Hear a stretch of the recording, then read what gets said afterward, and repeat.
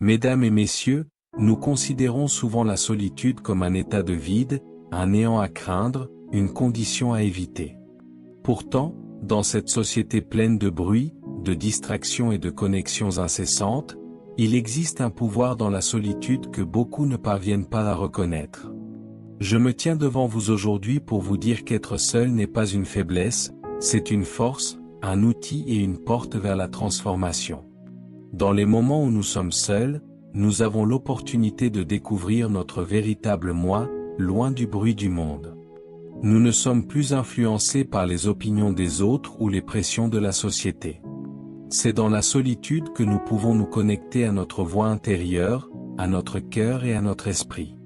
Ici, nous découvrons nos désirs les plus profonds, notre potentiel inexploité et le pouvoir infini qui réside en nous.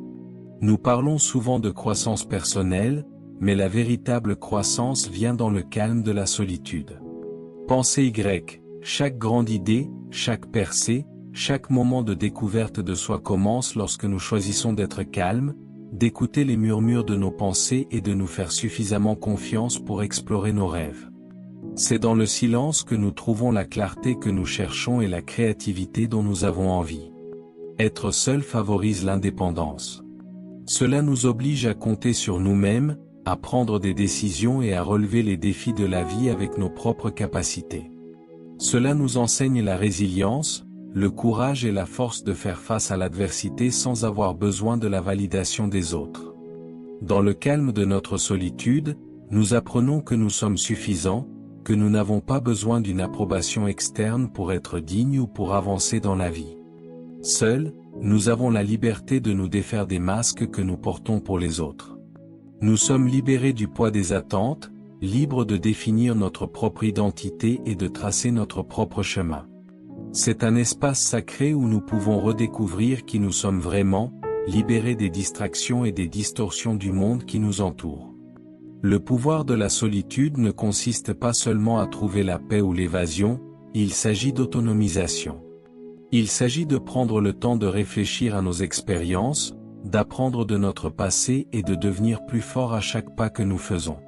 C'est dans la solitude que nous affrontons nos peurs les plus profondes, que nous faisons face à nos insécurités et que nous émergeons plus résilients et déterminés que jamais auparavant. Rappelez-vous que le silence n'est pas le vide, le silence est une invitation à guérir, à traiter et à comprendre. C'est dans ces moments de calme que nous pouvons puiser dans la sagesse qui existe en nous, attendant d'être libérés, et dans cette sagesse, nous trouvons le pouvoir de naviguer dans le monde avec intention, confiance et but. Le temps passé seul ne nous diminue pas, il nous élève. Dans la solitude, nous pouvons nous réaligner sur nos objectifs, affiner notre vision et renouveler notre engagement à vivre authentiquement. C'est un espace où nous ne sommes plus liés par les pressions externes, mais où nous sommes habilités à vivre selon notre vérité. Alors, je vous encourage à embrasser les moments de solitude dans votre vie. N'ayez pas peur d'être seul, car dans ces moments, vous détenez la clé de votre propre transformation. Embrassez le silence, le calme et le pouvoir qui découlent du fait d'être seul, car dans le calme, vous trouverez votre force, et dans la solitude, vous trouverez votre pouvoir. Dans un monde en mouvement constant, où le bruit et les distractions sont omniprésents, nous nous arrêtons rarement pour comprendre le pouvoir de la solitude. La solitude est souvent perçue comme une période de solitude ou de vide, pourtant c'est précisément dans ces moments d'isolement que nous avons l'opportunité de nous connecter profondément avec nous-mêmes et le monde qui nous entoure. Le pouvoir de la solitude réside dans sa capacité à éliminer le désordre de la vie quotidienne, nous permettant d'accéder à nos pensées, nos désirs et notre créativité les plus profonds. Lorsque nous sommes seuls, libérés des influences extérieures, nous pouvons entendre notre propre voix. Nous ne sommes pas influencés par les opinions des autres ou les attentes que la société place sur nous. On nous offre le cadeau du temps pour réfléchir à qui nous sommes, à ce que nous valorisons et à ce que nous voulons vraiment accomplir dans la vie. Cet espace de réflexion tranquille nous permet de nous reconnecter avec notre but, de recalibrer nos objectifs et d'avancer avec clarté et détermination. La solitude nous offre l'opportunité de plonger profondément dans notre monde intérieur. C'est dans ces moments de calme que nous pouvons explorer nos pensées, nos émotions et nos rêves sans jugement ni interruption. Nous pouvons découvrir des parties de nous-mêmes qui étaient cachées sous le bruit de la vie quotidienne, nos passions, nos talents et notre force. Dans la solitude, nous ne sommes plus distraits par le chaos du monde, nous pouvons devenir pleinement présents aux merveilles qui se trouvent en nous. Au-delà de la découverte de soi, la solitude favorise la créativité. Lorsque nous sommes seuls, nous sommes libérés du besoin d'approbation ou de validation des autres. Il n'y a pas de contraintes, pas de règles à suivre, juste un espace pour penser librement, pour innover et pour explorer de nouvelles idées. La créativité s'épanouit dans ces moments parce que nos esprits ne sont pas encombrés par la pression de la conformité. Seuls, nous sommes capables de sortir des sentiers battus, d'expérimenter des possibilités et de puiser dans le potentiel illimité de notre imagination. La solitude est essentielle à la croissance personnelle. Lorsque nous sommes seuls, nous nous retrouvons face à nous-mêmes sans les distractions que les autres apportent dans nos vies. Nous sommes forcés d'affronter nos faiblesses, nos peurs et nos insécurités. Mais cette confrontation n'est pas une expérience négative, c'est une opportunité de croissance. Dans la solitude, nous pouvons réfléchir à nos erreurs passées, en tirer des leçons et développer la résilience émotionnelle nécessaire pour aller de l'avant. C'est dans cet espace que nous cultivons l'autonomie et la conscience de soi, deux des qualités les plus importantes pour le développement personnel.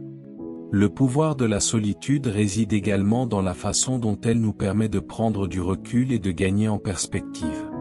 Dans l'agitation de la vie, nous pouvons être submergés par nos circonstances, perdre de vue le tableau d'ensemble et nous enliser dans des préoccupations triviales. Mais lorsque nous prenons le temps d'être seuls, nous acquérons la clarté nécessaire pour voir les choses sous un angle différent. La solitude nous aide à sortir du bruit et du chaos, nous donnant l'espace nécessaire pour évaluer nos vies d'un point de vue nouveau. Elle nous permet de comprendre ce qui est vraiment important et de recentrer notre attention sur ce qui compte le plus. La solitude nous enseigne la valeur du calme. Dans un monde qui exige une action constante, le calme est un cadeau rare, pourtant c'est dans le calme que nous trouvons la paix, la force et la capacité d'écouter profondément notre propre cœur. Lorsque nous embrassons le pouvoir de la solitude, nous apprenons que nous n'avons pas besoin de remplir chaque instant de bruit, d'activité ou d'interaction. Parfois, la plus grande sagesse vient dans les moments de calme où nous sommes pleinement présents à nous-mêmes, libérés des distractions qui réclament habituellement notre attention. La solitude n'est pas une punition ou une forme d'isolement, c'est un cadeau qui nous permet de nous reconnecter avec notre moi le plus profond. Dans ces moments de solitude, nous trouvons l'espace nécessaire pour réfléchir, créer et grandir. C'est un temps de clarté, de guérison et de renouveau, une chance de redécouvrir notre but et notre force. Le pouvoir de la solitude est un pouvoir qui appartient à chacun de nous, attendant d'être embrassé. La croissance personnelle est un voyage continu qui nécessite introspection, autodiscipline et la volonté d'évoluer. Ce n'est pas quelque chose qui arrive du jour au lendemain, ni une destination à atteindre. C'est plutôt un processus d'apprentissage, de développement et d'amélioration continue de soi. La croissance se produit dans les espaces où nous nous mettons au défi, où nous réfléchissons à nos expériences et où nous faisons des choix conscients qui correspondent à ce que nous voulons devenir. À la base, la croissance personnelle commence par la conscience de soi. Pour grandir, nous devons d'abord comprendre où nous en sommes, qui nous sommes et où nous voulons aller. Cela implique de prendre du recul et de nous regarder avec honnêteté et clarté. Nous devons examiner nos forces, nos faiblesses et les schémas de notre comportement. Cette conscience nous aide à identifier les domaines où nous pouvons nous améliorer et nous donne la perspicacité nécessaire pour prendre des décisions intentionnelles concernant notre avenir. En étant attentifs à nos pensées et à nos actions, nous pouvons commencer à nous approprier notre croissance. La croissance personnelle nécessite souvent de sortir de notre zone de confort. La croissance ne se produit pas lorsque nous sommes en territoire familier, où les choses sont sûres et prévisibles. Pour vraiment évoluer, nous devons être prêts à faire face à l'inconfort, à essayer de nouvelles choses et à prendre des risques. Lorsque nous nous poussons au-delà du familier, nous rencontrons de nouvelles opportunités, de nouvelles perspectives et de nouveaux défis. C'est en surmontant ces défis que nous élargissons nos capacités et développons notre résilience. Chaque fois que nous nous dépassons, nous construisons les fondations d'une plus grande confiance en soi et d'une plus grande force. La croissance est un processus actif d'apprentissage. La vie nous présente constamment des leçons, et la croissance personnelle implique de reconnaître ces leçons et de les utiliser pour aller de l'avant. Chaque expérience, qu'elle soit positive ou négative, apporte des connaissances précieuses. Les erreurs ne sont pas des échecs, mais plutôt des tremplins sur le chemin de la croissance. La clé est d'embrasser ces leçons avec un esprit ouvert, d'y réfléchir et d'adapter notre comportement en conséquence. Ce cycle continu d'apprentissage et d'adaptation est ce qui nous propulse en avant sur notre chemin de transformation personnelle. Un autre aspect crucial de la croissance personnelle est le développement émotionnel. En grandissant, nous devenons plus à l'écoute de nos émotions et de celles des autres. Nous apprenons à gérer nos sentiments, à naviguer dans des situations difficiles avec grâce et à cultiver l'empathie et la compréhension. La croissance émotionnelle implique également d'apprendre à se défaire des anciens schémas qui ne nous servent plus, tels que la peur, le ressentiment ou le doute de soi. En libérant ces émotions négatives et en les remplaçant par des émotions positives comme l'autocompassion, la patience et la résilience, nous créons les bases émotionnelles nécessaires à une croissance à long terme. La croissance personnelle consiste également à affiner nos objectifs et à aligner nos actions sur nos valeurs. En grandissant, nos aspirations peuvent évoluer et nous pouvons nous retrouver attirés par différentes activités ou de nouveaux rêves. La croissance personnelle implique le processus continu de réévaluation de ce qui compte vraiment pour nous et de s'assurer que nos actions reflètent nos valeurs fondamentales. Il s'agit de vivre de manière authentique et intentionnelle plutôt que d'être influencé par des pressions externes ou des attentes sociétales. Lorsque nous alignons nos actions sur nos valeurs, nous créons une vie d'épanouissement et de sens. Une partie essentielle de la croissance personnelle est l'autocompassion. La croissance n'est pas une question de perfection, mais de progrès. Il s'agit de comprendre que nous allons rencontrer des revers, des obstacles et des échecs en cours de route, mais il s'agit aussi de nous pardonner nos erreurs, de nous traiter avec gentillesse et de reconnaître que chaque faux pas fait partie du voyage. L'autocompassion nous permet de rester motivés même lorsque les choses ne se passent pas comme prévu. Elle nous donne la résilience nécessaire pour continuer, sachant que la croissance est un processus qui demande du temps et des efforts. La croissance personnelle consiste à établir des relations significatives et à se connecter avec les autres. En grandissant individuellement, nous commençons à comprendre l'importance du soutien, de l'amour et de la connexion. La croissance personnelle ne se produit pas dans l'isolement, elle se produit au sein d'une communauté. Les relations que nous établissons avec les autres façonnent qui nous sommes et nous encouragent à devenir de meilleures versions de nous-mêmes. Nous apprenons de ceux qui nous entourent, et ils apprennent à leur tour de nous. C'est à travers ces connexions que nous découvrons le pouvoir de la collaboration, de l'empathie et de la croissance partagée. La croissance personnelle est un processus holistique qui englobe tous les aspects de notre être, l'esprit, le corps, les émotions et l'esprit. Il s'agit d'évoluer continuellement, d'embrasser le changement et de s'efforcer d'être la meilleure version de nous-mêmes. Cela demande de la patience, de la persévérance et un engagement profond à devenir la personne que nous sommes censés être. La croissance personnelle n'est pas un chemin linéaire, mais un voyage dynamique et en constante évolution de découverte de soi et de transformation.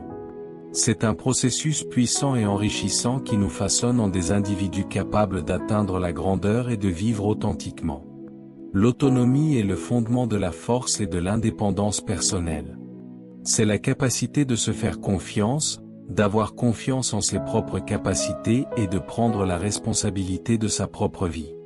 L'autonomie ne consiste pas seulement à faire les choses seul, il s'agit de savoir que vous avez les ressources intérieures nécessaires pour surmonter les défis de la vie sans constamment rechercher la validation ou le soutien des autres.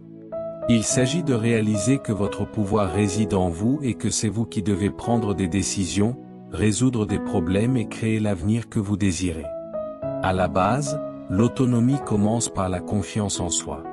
C'est la conviction que vous avez la capacité de faire face aux obstacles de la vie, d'affronter l'adversité et de trouver des solutions.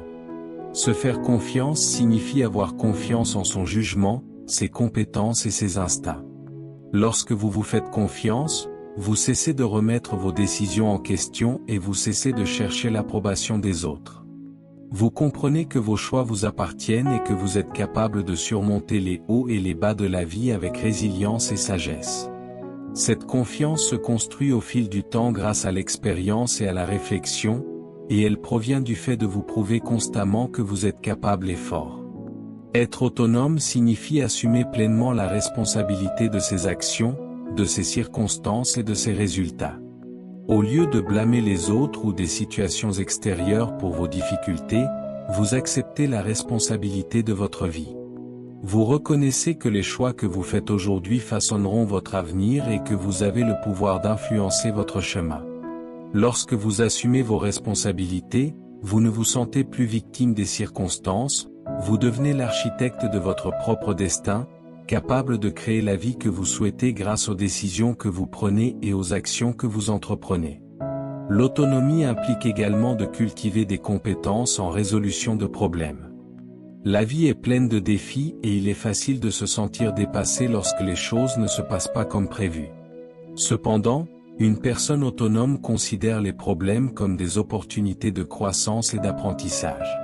Au lieu d'attendre que quelqu'un d'autre règle les problèmes, elle prend l'initiative de trouver des solutions par elle-même.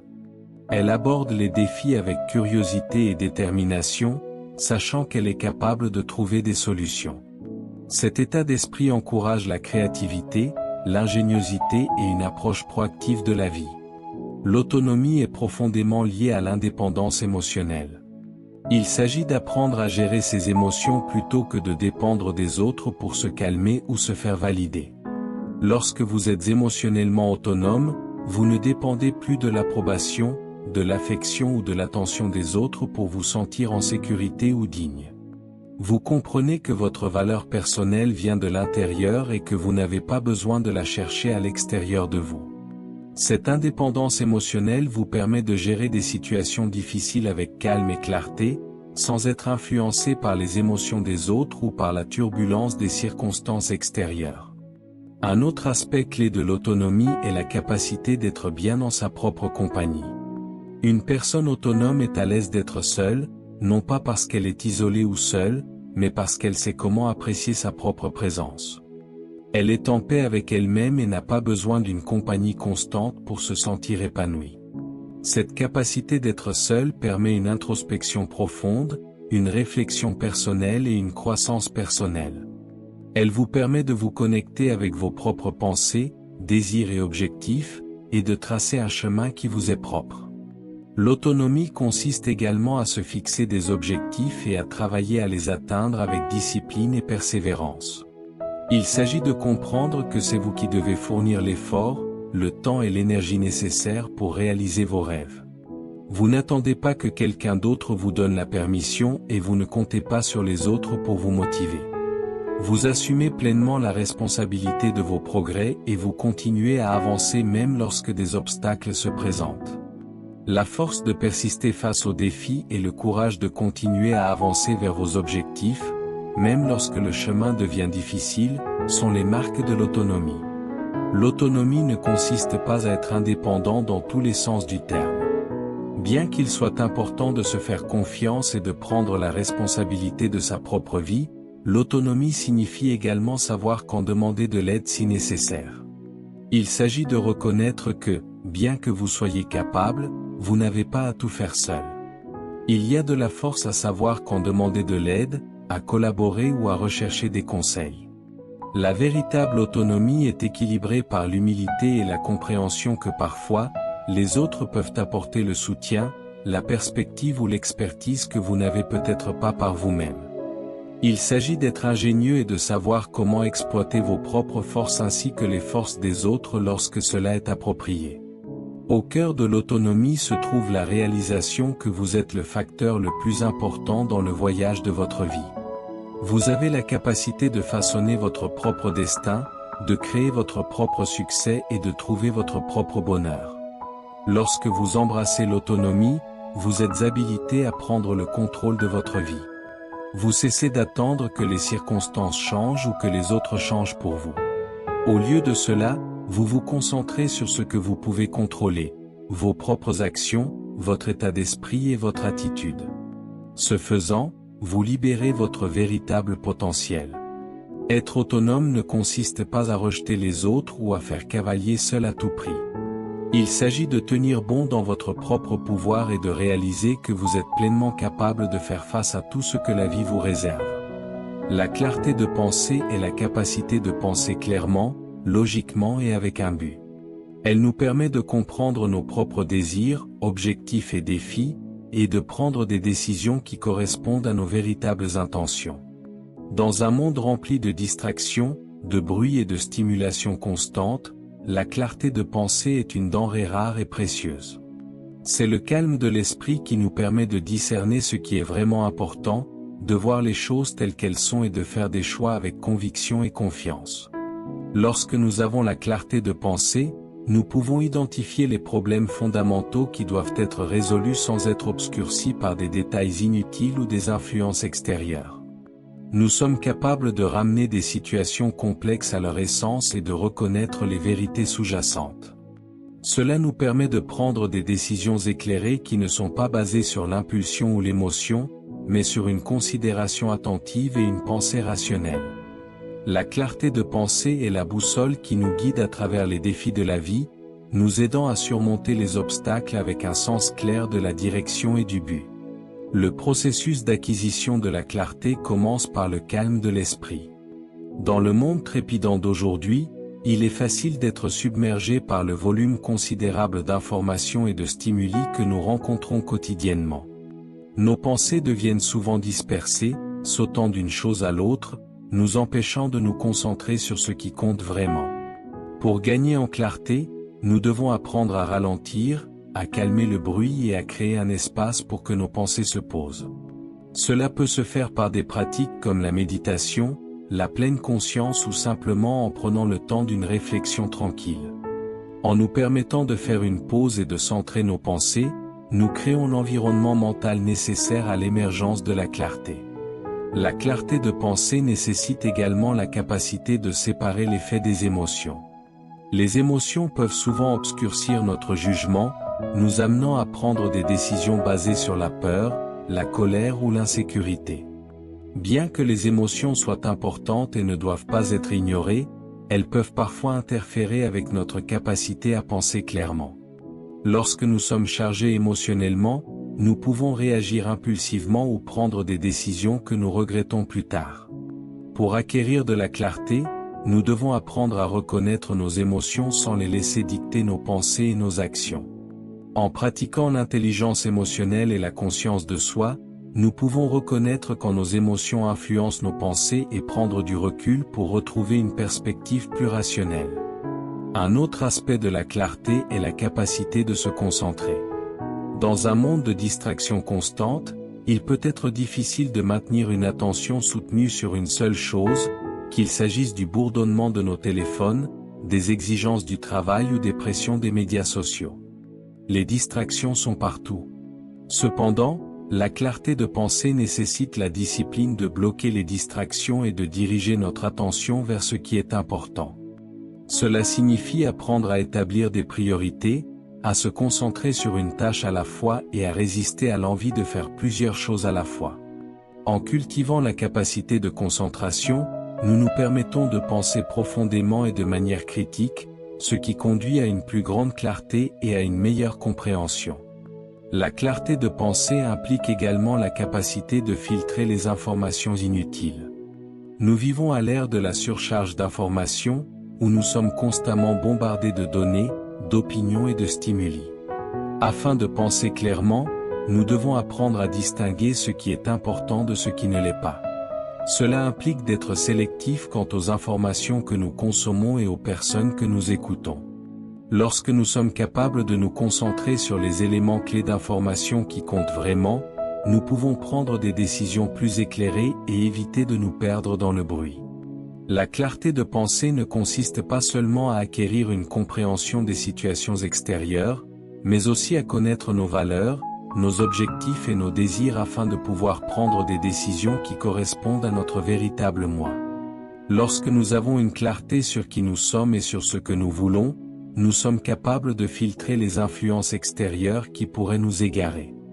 Nous pouvons agir avec confiance, sachant que nos choix sont cohérents avec notre moi authentique.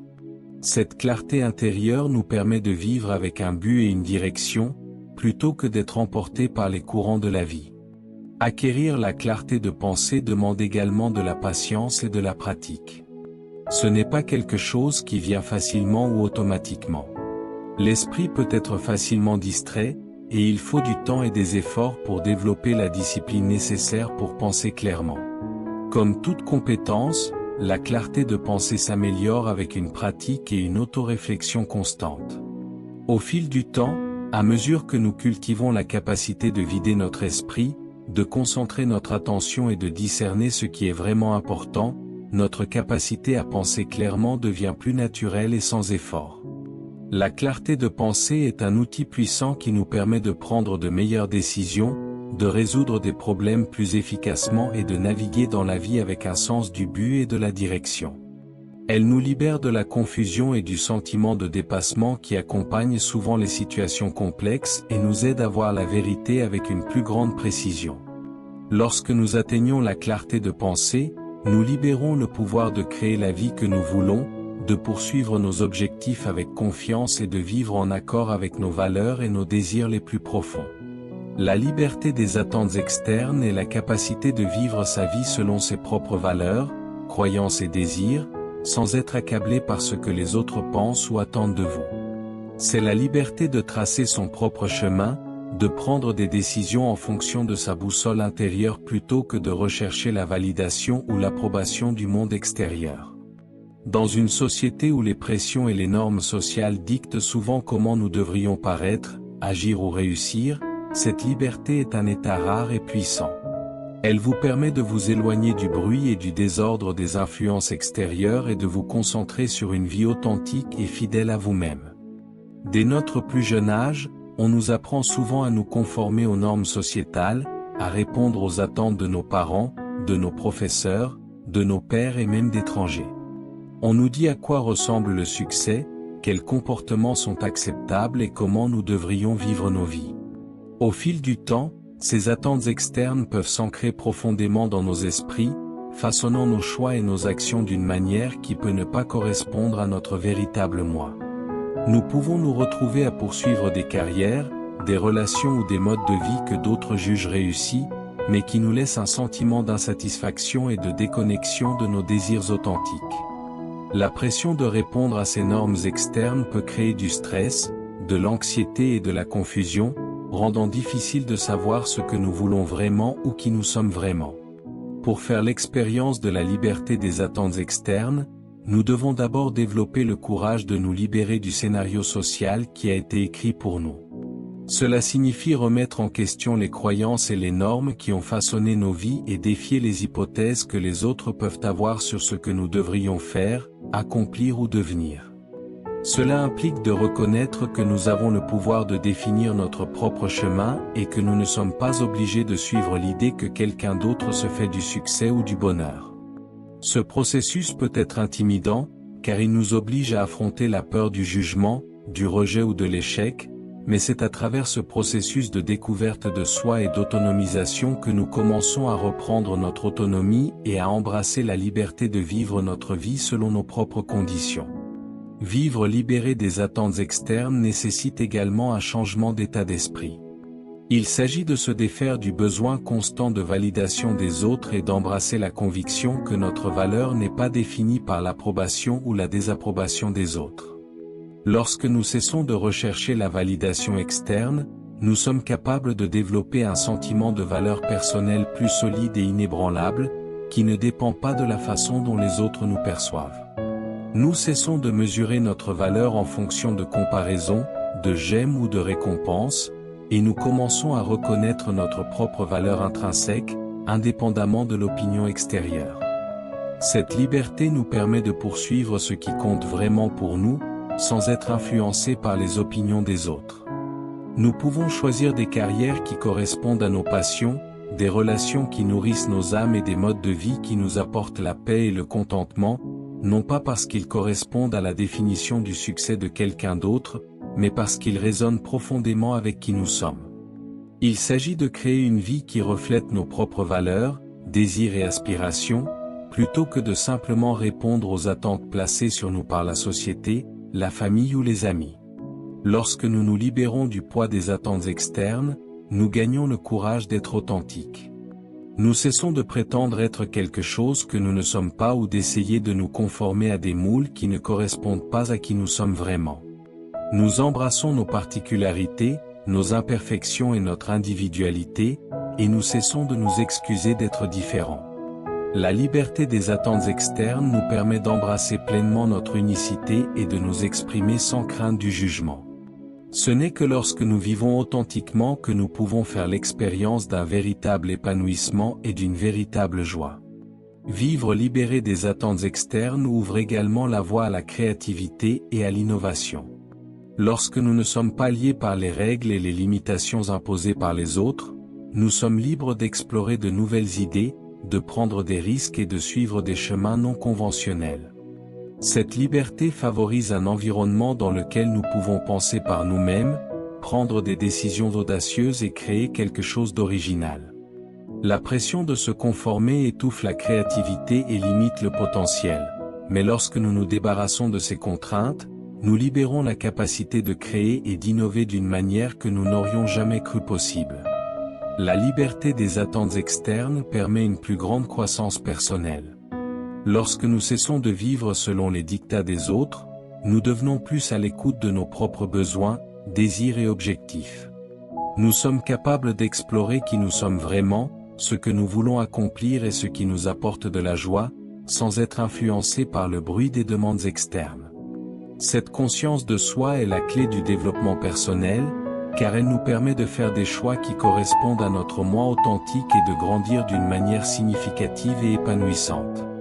Cependant, le chemin vers la liberté des attentes externes n'est pas toujours facile. Il nécessite une autoréflexion constante, le courage de tenir bon face aux critiques et la capacité de se défaire de la peur de décevoir les autres. Mais les récompenses de cette liberté sont immenses. Lorsque nous nous libérons des contraintes des pressions sociétales, nous reprenons notre pouvoir et notre autonomie. Nous commençons à vivre une vie qui nous est propre, façonnée par nos propres valeurs et aspirations, et non par les attentes des autres. La liberté des attentes externes est la clé d'une vie d'authenticité, de créativité et d'épanouissement. Il s'agit de se défaire du poids des pressions sociétales et de choisir de vivre sa vie selon ses propres conditions. Lorsque nous embrassons cette liberté, nous devenons les auteurs de nos propres histoires et nous nous ouvrons à un monde de possibilités infinies. Développer la résilience émotionnelle est le processus qui consiste à acquérir la force et la flexibilité nécessaires pour faire face aux défis, aux revers et au stress de la vie avec grâce et détermination. Cela implique de cultiver la capacité de se remettre de l'adversité, de s'adapter face aux difficultés et de rester ferme dans la poursuite de la croissance personnelle et du bien-être.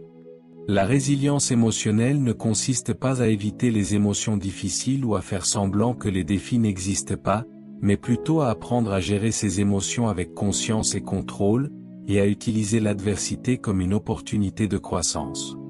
Le fondement de la résilience émotionnelle est la conscience de soi. Lorsque nous sommes conscients de nos émotions, nous sommes mieux équipés pour comprendre ce que nous ressentons et pourquoi nous le ressentons. Cette conscience nous permet de traiter nos émotions de manière saine, sans les laisser contrôler nos actions ou nos décisions. Par exemple, face à une situation difficile, au lieu de réagir impulsivement sous l'effet de la colère ou de la peur, nous pouvons faire une pause, prendre une profonde inspiration et réfléchir à notre état émotionnel. En reconnaissant nos sentiments, nous créons un espace entre l'émotion et notre réponse, ce qui nous donne la possibilité de choisir une ligne de conduite plus réfléchie et mesurée. Outre la conscience de soi, la résilience émotionnelle nécessite une régulation émotionnelle, c'est-à-dire la capacité de gérer et de contrôler nos émotions plutôt que d'en être submergé. La vie apporte inévitablement du stress, de la déception et de la frustration, mais ceux qui sont émotionnellement résilients comprennent que les émotions sont temporaires. Ils ne se laissent pas consumer par les émotions négatives. Au lieu de cela, ils reconnaissent leurs sentiments, mais ne les laissent pas dicter leur comportement. La régulation émotionnelle ne signifie pas supprimer ou ignorer les émotions, mais plutôt se permettre de les vivre de manière saine, puis choisir d'agir d'une manière conforme à nos valeurs et à nos objectifs. Un autre aspect clé du développement de la résilience émotionnelle est la culture d'un état d'esprit positif. Les personnes résilientes ont tendance à considérer les défis comme des opportunités de croissance plutôt que comme des obstacles insurmontables.